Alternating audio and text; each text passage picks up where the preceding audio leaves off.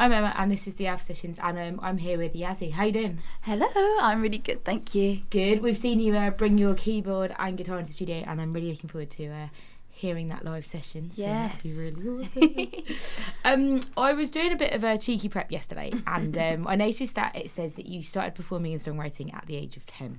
Yes. I don't know about you, but when I was the age of 10 I definitely wasn't that way inclined. How on earth does that happen?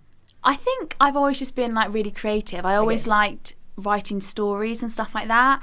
And my mum and dad, well, they still have a business, but they used to have a shop with the business. Okay. And so I'd be in the shop, in the office all the time. And there wasn't really social media like there is now. So I literally like had my guitar and that allowed me to have time to be creative because I didn't have like an iPhone or iPad to be on, I guess. So I think that's kind of just where it started. And also High School Musical was one of my favourite things when I was 10. So yeah, I think that did inspire what I wanted to do because I can't dance, but I liked all the singing and dancing. So yeah. So what came first, the guitar or the keyboard? That sounds like a weird joke, sorry. The chicken or the egg. The piano came first, actually. And I started having lessons with my sister when we were really young because Mum used to play piano, so it's always been a thing. Yeah, in the family. So I started piano first and then I started guitar when I was about 9. Yeah, so yeah. Nice. And would you say that your music taste, I guess, influences the stuff that you write and the stuff that you do now? This is really weird because I feel like it does. I listen to a lot of like soulful music and I really like older music. Like what? I like Etta James, Sam Cooke, you know, all of that sort of stuff. I really like Eva Cassidy. I've always listened to her. But that's artists that Mum's always listened to. So could it be that because you heard it around the house, it's kind of you picked up on it? Definitely, 100%. And I think the music I write it for my personality as well. Like I'm very emotional, so that's why a lot of my music is very emotional, but I'm also very like, I can be quite attitudey sometimes. A bit sassy. You can hear that in my songs, but I listen to everything. Do you know what I mean? So like what? Give us some examples. Well, I'll still like listen to like Rihanna, like I don't know, Ed Sheeran, Chris Brown. Like I listen to like everything, like and anything. And I just kind of appreciate all music, but I think the music I write isn't really inspired by anyone. It's just what I feel in the mood to do. Have I just gone off on a tangent? I don't know where I've gone with this. It's totally fine. We like tangents. Good. It's good. What about inspiration? So you said that your songs can be quite emotional. Where does that emotion come from? I think for me, it's just somewhere to put my feelings. Yeah. Do you know what I mean? Yeah. And I feel like if you you obviously do, follow me on Twitter, and I'm a very open person. Like my tweets, I feel like you can get to know me at my gig. By the time you've listened to my gig, you'll get to know me. And I feel like with my songwriting, the reason that I allow myself to be so emotional is because I am emotional and I really do overthink and I think about things a lot. Does that mean you cry a lot? Oh yeah, I cry all the time. Are you one of those that watches a film and then cries when they're watching the film? Definitely, yes. It gets worse with age, apparently, I've been told. Really? But yeah, I think that's why my stuff is so emotional, just because I am, and I want my songs to be from the heart. Like I know, like some people don't like writing too personal, but I do, and that's why my songs are the way they are, I think. Do you ever get, like, my biggest fear, and this fear is never going to come to light because I can't write songs for my life, but if you're writing a really personal song and then that song gets famous and you have to share it with the world, like, if it's about something that's really personal, how do you get your head around that? You can't, I think you just got to kind of, like, not care, because everyone feels these things. Yeah. And, like, I feel like as I've got older, my songs are just so much more personal, and they're, like, stories. Do you almost have to detach the song from the personal experience? Do you see what I mean? After it's written? I don't. Okay. I just think, do you know what I mean? Like, if you broke my heart, you broke my heart. I'm going to write a song about you. Like, do you know what I mean? Like, yeah, so, I mean, there have been, like, times where I've written a song and I think, gosh, I can't put this anywhere because it's just going to be so obvious. But then I feel like at my age, there's so many, like, boys and friendships and stuff like that, you know, it's not like a, do you know what I mean? It could be about anyone. Yeah. Wow, okay. Does anybody know that they have been in a song? Oh, yeah. Oh. And how do they react? The first boy that I told that I wrote a song about... Was he like, yes? No. No, he wasn't. And my school was really small, and I won't say the name of the song, but... Or the school. Or the school. But I played the song in assembly. I don't know why I did that. And then it was obvious it was about him. And then like everyone was like talking about me in this song, and God, I was so embarrassed. So like now I just don't tell anyone. I think that's nice. Okay. Mysterious. You've had some amazing opportunities and amazing accolades. You've supported the likes of Paul Young, UB40, Luke Friend, and loads more. Like, how do you get yourselves in these situations? I think it's just always looking for opportunities and just not being lazy. Like, it's so easy to be like, oh, like, I'll email that person later. But how do you look for the opportunities? Do you like send loads of emails? Do you just happen to meet them? Is it luck? Like, I think it's, for me, it's the people that you meet that will help you and want to help you get those opportunities, if you know what I mean. Because it's not as simple as sending an email to management and they're going to be like, oh yeah, go for it, you can be the support act. Do you know what I mean? Like, it's never really like that. It's you need to support people for them to support you back and give you the opportunity. Do you see what I mean? Yep, I do. Yeah, it's hard to like explain. Like a processing situation. This is me. I don't really make much sense, do I? No, you do. It just sometimes takes a delay for you to work out what people are saying. It's just how it is. Yeah, so I feel like it's always looking for opportunities, being a bit cheeky, asking, and I guess if you don't ask, you don't get, and just making contacts and just hoping that someone will give you the opportunity. I think. Yeah, I know it's very like vague answer, but like no, it's good. Yeah. It's good. In terms of like, and I don't know if I'm allowed to ask this question, in terms of your favourite one that you supported, do you have a favourite? I have a favourite gig. Yeah. And all of the gigs, well, all of my gigs that I do, I love. But this one gig in particular was for Luke Friend, and it was just purely because of the people that were there. Like, where was it? It was at Exeter Phoenix, so it's a really, really lovely venue. And I supported Luke Friend, like I just said. I'm just trying to think where I'm going with this. But yeah, it was like actually quite an intimate gig, and Luke's from the Exeter area, and he has like an amazing following that come around for him to like all of his gigs. And the girls that were there, I'm literally friends with like half of them now. Like, it's so nice, and like the atmosphere in the room was just absolutely amazing. Like, one of my favourite gigs ever. It was just amazing. It makes me smile now. I loved it. Uh-huh.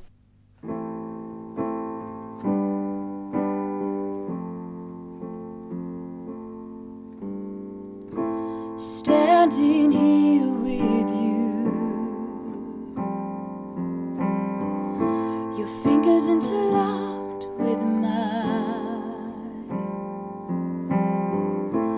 Nothing's ever felt so good, and nothing's ever felt so right.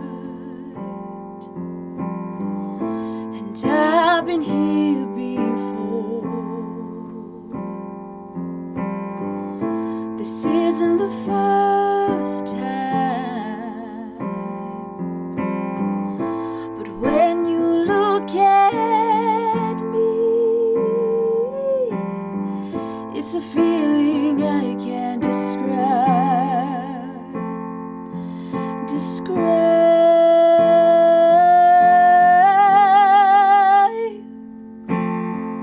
Intoxicated feelings, you say you want me, and for a moment I can feel what others feel.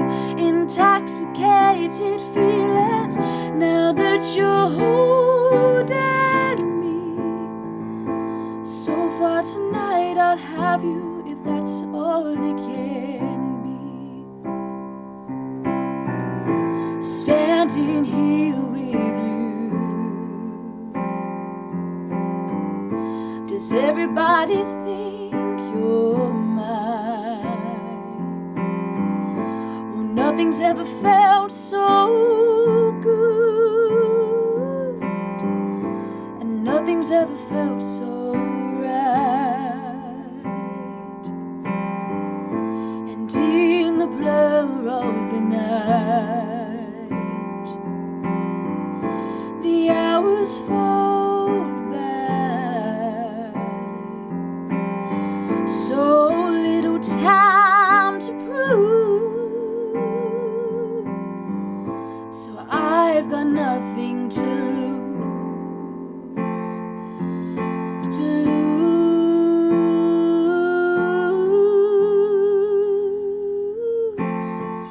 Intoxicated feelings, you say you want me, and for a moment I can feel what others feel. Intoxicated feelings, now that you're holding me. So far tonight I'll have you if that's all it can be. One more kiss before I go. I know it's not your intention, but I'm filled with such fool's hope. And what will we be tomorrow?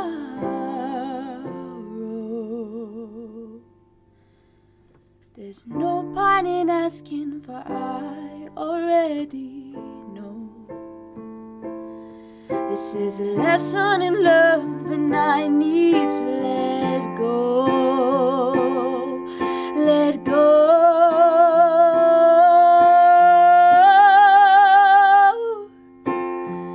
Intoxicated feelings, you say you want me, and for a moment I can feel what others feel. Intoxicated feelings, now that you're holding me. So far tonight I'll have you if that's all it can be. Intoxicated feelings, just a memory.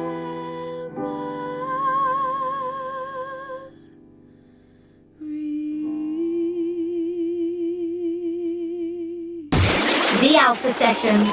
We found out about 15 minutes ago that you've taken your first tequila shot. Yeah. Woo! Wild. That's not where it ends, by the way. Although that's news in itself. But not only was it your first tequila shot, but it was also on stage with Paul Young. Yes. How did that come about? And talk us through that a little bit. So I was a support act for Paul Young 2 years ago at Exeter Food Festival. Okay. And my gran actually messaged me and was like, Yazzy, Paul Young's coming down and performing in Torrington. And so I was like, oh, let's go. So me and my gran and my mum went. And then they remembered me and they asked if I wanted to be their tequila girl. So they're like into like country music and they do that. What is a tequila girl? Like, I know You put a cowboy hat on, yep, and you have your little tray of tequila shots. You go around to all the men. That's what I had to do. Yeah. So that was my job. Yeah, and you got to drink shots in between. I did. Yeah. Cool. That was good.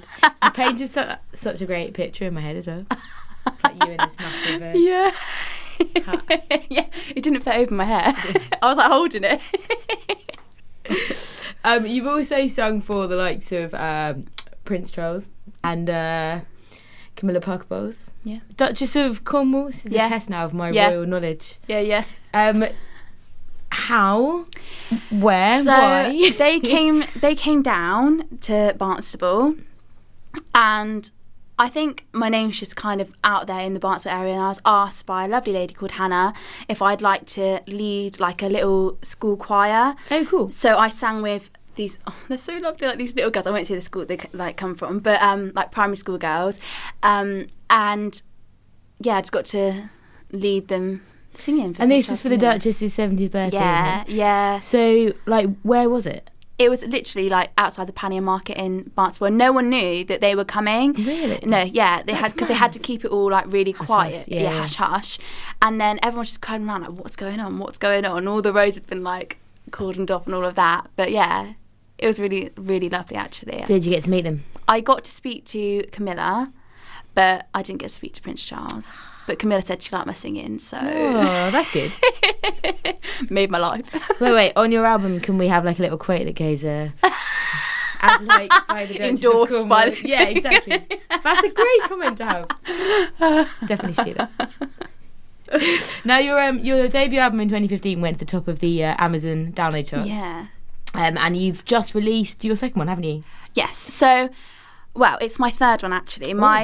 So my first album EP, I don't really talk about because I'm not like mega proud of it because I did it when I was 13. So it's like, you know, very like slow, not really like that great.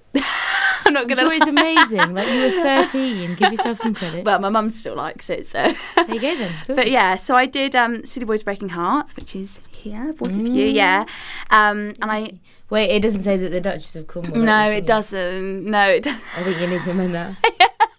Right, awesome. Yeah, so I did that in 2015. And that went to number 1 on the Amazon Music charts, which was amazing.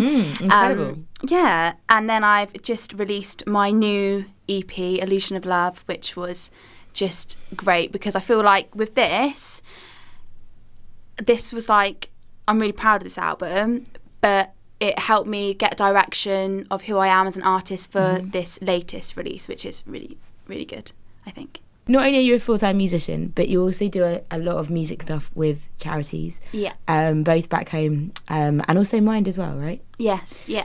Talk us through how that came about and what you do for them and how you work with them. And all that kind of stuff. So this gig in particular was organised by Petrock students. So Petrock is a college near where I live. And they just asked me if I'd come along and sing for it. And for me, charities is something that I always really want to support. And the two main charities that I do a lot of gigs for and all of that are the Children's Hospice Southwest and Chemo Hero. And I'm the patron of Chemo Hero. So they're kind of my two main ones that I really put all my efforts kind of into. Such worthwhile ones as well. Pardon? Such worthwhile ones as well. Yeah, oh yeah. It is amazing to be part of it.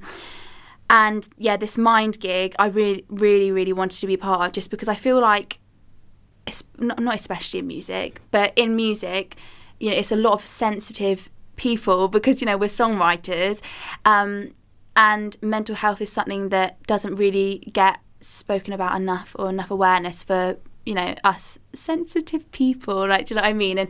And I wrote a song on my album, Illusion of Love, called Heal Me, and I was really scared to release it because it's really raw and it's about a dark time that I had when I was just kind of doubting my whole self with all my music and just listening to what people were saying too much and not just following and focusing on myself.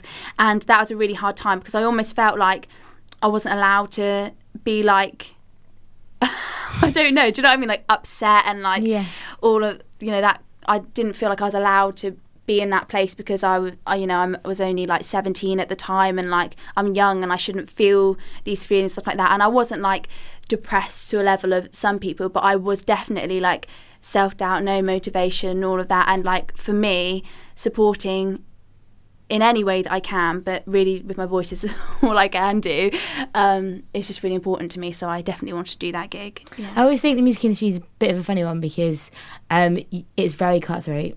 And you're putting something forward from a songwriting perspective, either on your own or in a band or whatever, that's really personal and quite often based on a personal experience. So if it is going to be that cutthroat, then it is really easy to kind of be in that position and be in that situation. I think everyone says that you just need to be really thick-skinned. Yeah. And that's... It's not always that easy, is it? No, definitely not, because it's finding the line between being vulnerable, well, within my type of music, because I'm very like heartfelt and ballady, it's finding the line between being vulnerable and being strong, if you know what I mean. Yeah. But I definitely feel like I have that balance now. Like I let myself get emotional. I let myself, you know, everyone worries about things and worries about their future and worries about all that sort of stuff. But I have to just remind myself that I am still young. And that was my main issue. I think I was so worried that basically when I was at college, some of my teachers had said to me I need to be realistic and, you know, get a proper job that's not music and stuff like that. And for me, music is something I've done, like I said, since I was 10, so there's really no other direction that I want to go in. And it did really affect how I didn't listen to it and I didn't agree with what they were saying, but then it does kind of eat away at you a bit. So I decided to leave college and, you know, just do my own thing. Is it also one of those situations where if someone tells you can't do something, it just makes you want to go and get it? Oh, yeah. Yeah, exactly. 100%. Sorted. I lay so close to you, but it felt like we were a million miles apart, and we did all the things that lovers should do, but I knew I never really had your heart. And who would have thought that in just a few moments I'd realize destiny? So I held you closer than I ever did before, and I'll treasure the moments you'll spend with me. 'Cause who could predict the last time? Who could predict the last time you'd want me?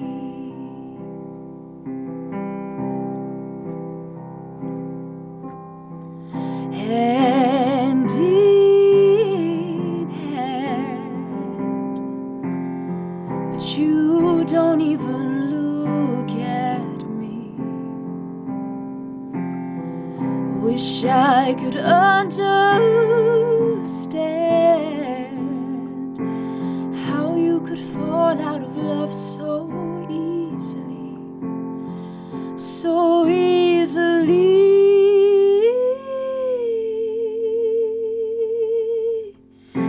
And who would have thought that in just a few moments I'd realize destiny? So I held you closer than I ever did before, and I'll treasure the moments you'll spend with me. 'Cause who could predict the last time? Who could predict the last time? Who could predict the last time? Who could predict the last time you'd want me? The Alpha Sessions. Let's talk about you and Adele. Yeah, a bit happier. Yeah, there you go. Yeah. You're quite a massive fan of me. Oh, yeah, definitely. And if people remember her last tour, they might have seen you on telly or in the press doing an awesome gig at Wembley. Yes. I was going to say Wendy. That was weird. Who's Wendy? No idea. So we were before saying that you've played Wembley, but not in the traditional sense. Outside. But that's still really awesome. Do you want to talk us through how that came about? Yeah, so my mum and my dad got me Adele tickets. Yeah. And I wanted to see Adele so much because I feel like live music is what inspires me, and what Adele is doing is what I want. I'd love to stand at, Wembley, the O2 with all of those fans, knowing the words to my song. That's what I want. That's Would you ever get stage fright in that situation though? I think I'd just be so I wouldn't even be thinking about nerves. But yeah, so I really wanted to see her, but I always thought it wasn't going to be a possibility just because it costs so much and tickets are so hard to get. Yeah. And then on Christmas, my parents surprised me with tickets, and I was a mess. I was so excited. And then we got up to London. It was about 2:00 in the morning. I had my face mask on, my hair was ready. Do you know what I mean? All ready for the next day. I'm going to see Adele. And I saw a post on Facebook saying that she had to cancel her 2 final shows because she was ill. And I was saying, to you both earlier, how literally I kept saying to Mum, I'm not going to get to see her. I've got a feeling I'm not, she's going to something's going to happen. I'm not going to get to see her. That's crazy. And it was a gut feeling. Yeah. And then I obviously didn't get to see her, and I was really, really upset because, I mean, I'm not really like a fangirly kind of like person, but for me, I really, really wanted to see her because I really wanted like that inspiration. I was really like wanting to go to just be in the moment. Like, there's nothing like a concert where you're just surrounded by everyone, you know, united. It's just amazing. That's like my main reason for wanting to go. Yeah. And so obviously I was upset, and I had my guitar in the back of the car because I had 2 days in the studio afterwards where I was working on my own album. And so I decided that I was going to go down outside Wembley and just sing because that's what I wanted to do. And there was already some Adele fans down there, and I actually borrowed some equipment off a friend, but it didn't work. So I ended up just doing it like no plug-in or anything. Yeah, exactly, acoustically. And within a few songs there was literally like hundreds of people there, and it was just the most amazing thing. And that almost inspired me more than I think the actual Adele, like actually going to see the Adele concert in a way, because it's ironic, isn't it? Yeah, like I think what was so amazing was how much the Adele fans loved Adele. It's like you see all the tweets and you see but when you're actually there and these people are like crying, like singing her songs, it's like, it just shows how important her music is to them, and that was just amazing. Did you play Adele songs or did you play your own? Yeah, Adele. I didn't play my own. Why not? You could have like mixed it. Right, everyone. Yeah. No. We just did like Adele songs, and everyone was like requesting their favourite Adele songs and stuff like that, and it was just really, really, really amazing and just really unexpected. And I think that's almost the best thing, because I wasn't like nervous about it. I didn't expect it to like go viral. I didn't expect anything to come of it. I just wanted to just go and sing. Like, do you know what I mean? So yeah, it was just amazing and really inspiring and just incredible, to be honest. Yeah. Now, for anyone listening to this for the first time, and I say for the first time, I mean like. Sorry, that made no sense. No. I mean, as in, for anyone listening to this and wants to get into the music industry, you've obviously been in it for a little while now. Yeah. What tips would you give them? Gosh, I think there's so many.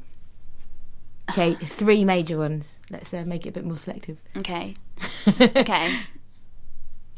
Be passionate about it and be in the music industry because you love it, not for any other reason, because it's the passion and the love that will make it a long journey, not short-lived. 2, I'd say, is you can't be lazy. It's definitely like the last 2 or 3 years, it's just solidly like working hard and just finding opportunities. It's not just about the singing, it's about constantly being creative, like always trying to be creative, always look out for opportunities, always be on your emails, you know, take every opportunity that comes, but small or big, because you don't know what's going to come of anything. I think that's a massive thing. I feel like a lot of people just want to like jump to the top. They want to just, do you know what I mean? You've got to put all the groundwork in, and that's really, really important. And I think, gosh, this is like, this is like technical for my third point, but for a singer, I think something that's really important is to just look after your voice, because, for example, with me, I could put all this work in and then one day maybe I could get my lucky break or whatever, and I've done so much singing, I've knackered my voice out, and what is there? Do you know what I mean? That does worry me a lot. When I was younger, like 13, I was paranoid that I'd have is it nodules? I think that's the thing on the because like everyone was having it. I was so paranoid, and it was so bad because I kept thinking every time I was singing I was like straining my voice, so then I'd tighten my throat and then that would end up really hurting me. So I went to the doctors and had it all checked out and all of that. But I'm actually classically trained, so though I don't sing classical music at my gigs and stuff, I've got a good like foundation of how to sing properly and support my voice. And I think that's really, really important if you're looking to be a singer, is to get some lessons. Really important. Worth investing in your own voice. Really important. So get some singing lessons. Yeah. Even if you can sing in the shower. Cool. I might have to get some lessons then. Yeah. It's going to be a long slog. Yeah. I'll give you some. Okay, cool. So if people want to find more about you, where can they go online? So I'm literally everywhere. I say my main things that I post on are Instagram, so that's Yazzy_music, Twitter, Yazzy_music. I've got a Facebook page, you just search Yazzy. My YouTube is Yazzy Music Official, that's got all like my music videos and all that cool stuff, a bit more personal. Yeah. And I'm on Spotify. Amazing. So we'll just iTunes, look for Yazzy. Yeah. And that's Yazzy with 2 Z's. Yeah, Y-A-Z-Z-Y, yeah. Yeah. Cool. Well, thank you so much for coming in. Thank you for having me. And I'll see you soon. Yeah. Hopefully catch you at a gig sometime. Yeah, that was so cool.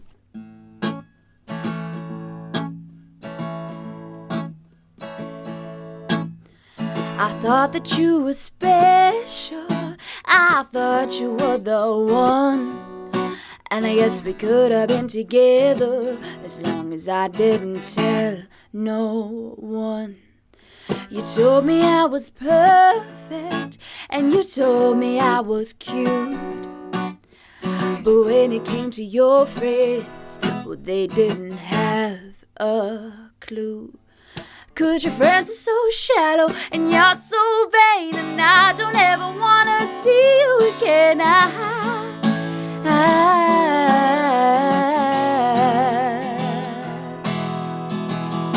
And in my head I said, in 2 years' time when you see me, you're gonna wish you weren't so goddamn mean. Silly boys breaking hearts, breaking hearts. In 2 years' time when our eyes meet, I'm gonna blow you a kiss and you'll fall to your knees. Silly boy, you broke my heart, you broke my heart. And I'm like, hey baby, why you looking at me? You better get down on your sorry knees. Hey baby, keep your eyes on me. I'm like a whole other woman, don't you agree?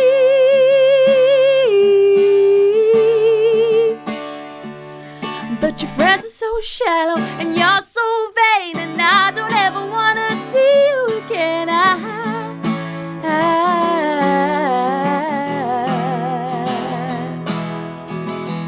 And to your face I'll say, in 2 years' time when you see me, you're gonna wish you weren't so goddamn mean. Silly boys breaking hearts, breaking hearts. In 2 years' time when our eyes meet, I'm gonna blow you a kiss and you'll fall to your knees. Silly boy, you broke my heart, you broke my heart. In 2 years' time when you see me, you're gonna wish you weren't so goddamn mean. You're gonna wish you never broke my heart.